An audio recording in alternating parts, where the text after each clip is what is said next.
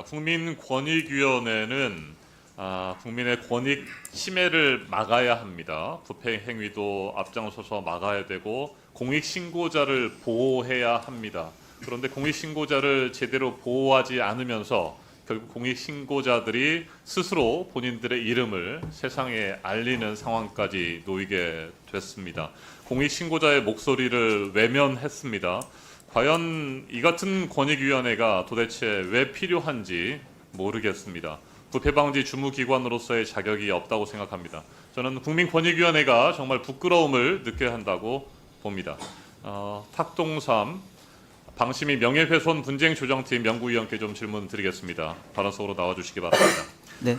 민원 사주를 제보하셨군요. 용기가 필요했을 것 같습니다. 예, 저도 월급을 받는 직장인이다 보니까 좀 용기가 필요했습니다. 네.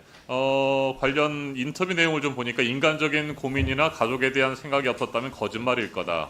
비리를 폭로한다고 하더라도 영화처럼 모든 게 해결되고 해피엔딩이 되는 것도 아니지 않나라는 말씀을 하셨군요. 지금도 해피엔딩으로 끝나지 않을 거라고 하는 불안감이 크십니까?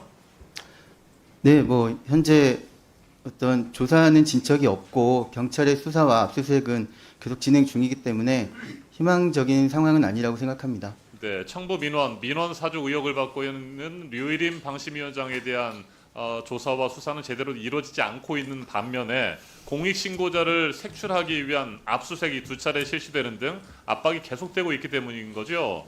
네, 맞습니다. 네, 최근에도 압수수색이 진행되지 않았습니까? 압수수색의 그 정도에 대해서 어떻게 평가하십니까? 굉장히 지나쳤다라고 하는 그런 목소리들도 좀 나오는 것 같습니다. 어땠습니까?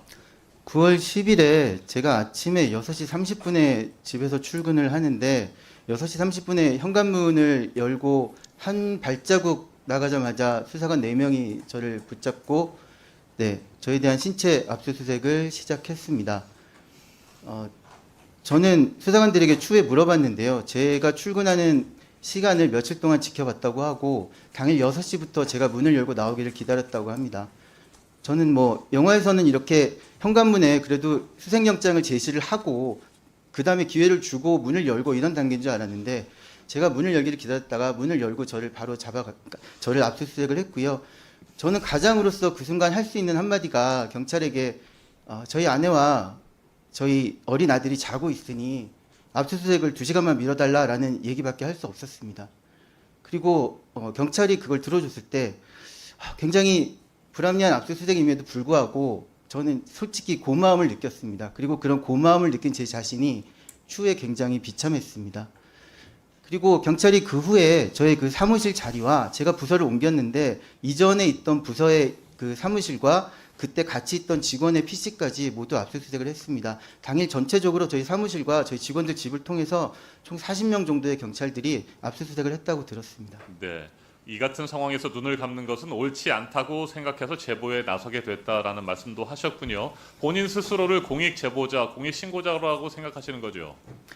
네, 그렇습니다. 부패방지법과 공익신고자 보호법 상에 공직자는 부패나 비리 행위를 보게 되면 신고를 하도록 규정하고 있습니다. 제가 할 수 있거나 제가 선택해야 되는 상황이 아니라 의무적으로 법에 따라 하도록 되어 있습니다. 그래서 저는 법에 따른 의무를 수행했을 뿐입니다. 네, 그래서 공익제보를 했던 것이고 그렇다고 한다면 국민권익위원회가 그런 공익제보자를 보호해야 되는 것이 마땅한 거 아니겠습니까? 그렇습니다.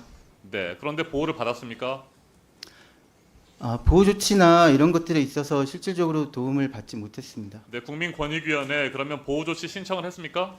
보호 조치 신청은 연말에 했습니다. 네, 좋습니다. 홍영철 국민권익위원회 신고자 보호과장 질문 드리겠습니다. 앞으로 나오십시오. 네, 앞서 탁동삼 연구원께서 보호 조치 신청을 했다고 했습니다. 보호하셨습니까? 예, 지금 신고자가 들어온 거는 이제 책임 감면 신청입니다. 책임 감면 신청은 이제 그 기관에서 징계나 행정 처분이 있을 때 저희 권익위원회가 그 신청을 요구를 할 수 있는 건데요.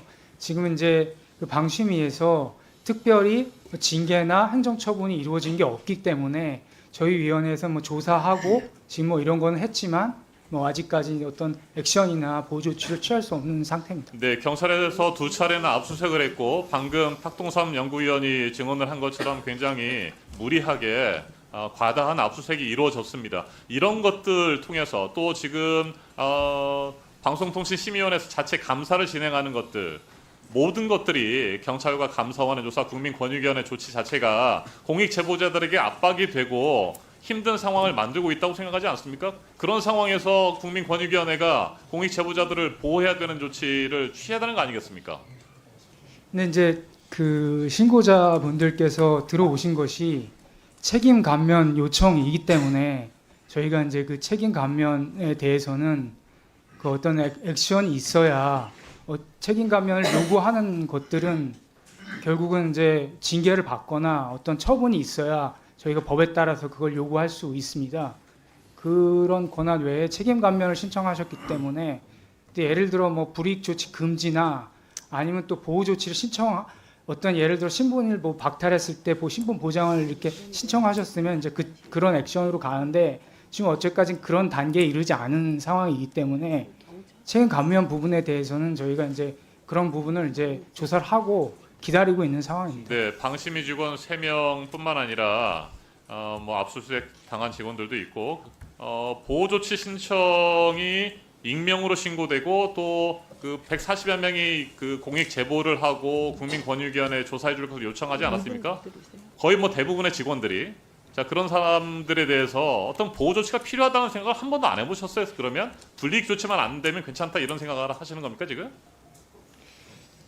위원님 그 140명이라고 하면 네. 무슨 어떤 분들 말하는 건지 기명으로 민원 사주 의혹에 대해서 문제 제기를 하지 않았습니까? 제가 사실은 그 네. 보호과장인데요. 신고 부분은 제가 잘 알지 못하는 부분이고 사실 제가 여기 보호과장으로 부임한 지가 아직 한 달이 안 됐습니다. 그래서 그 신고 부분이나 이런 부분에 대해서는 사실 정확하게 알지 못하고 있습니다. 그 좀 죄송하게 생각합니다. 네, 신고자 보호를 위한 역할들을 제대로 하는 것이 국민권익위원회 신고자 보호 과장의 역할이라고 생각합니다. 공익 신고자에게 불이익 조치가 취해지지 않도록 철저하게 감시하고 조치를 취하는 것도 필요한 것이고요. 공익신고보호법 제14조 사항 보면 공익신고 내용에 직무상 비밀이 포함된 경우에도 공익신고자는 다른 법령 등에 따른 직무상 비밀 준수 의무를 위반하지 아니한 것으로 본다. 맞습니까? 예, 그렇습니다. 네, 이런 경우에 지금 방심위 상황도 마찬가지인 거죠? 지금 맞는 거죠? 어떻습니까? 그 사항은 제가 명확하게 말씀드리기가 좀 어려울 것 같습니다. 그 조항하고 매치가 되는지는 좀 검토를 해봐야 될 것 같습니다. 공익신고자에게 불이익 조치라면 어떤 처벌이 이루어지게 됩니까? 공익신고자에 대해서 이제 불이익 조치의 어떤 내용에 따라서 뭐 예를 들어 비밀 보장 의무 위반, 그 다음에 신분 보장 의무 위반, 그 조치에 따라서 법령에 좀 차등적으로 적용되어 있습니다. 네, 해고라든지 징계, 뭐 전보 이런 거에 대해서 3년, 뭐 2년 정도 뭐 네, 형이 그렇습니다. 주어지는 상황이 만들어지는 거죠. 알겠습니다. 계속해서 추가 질문하겠습니다. 이상입니다.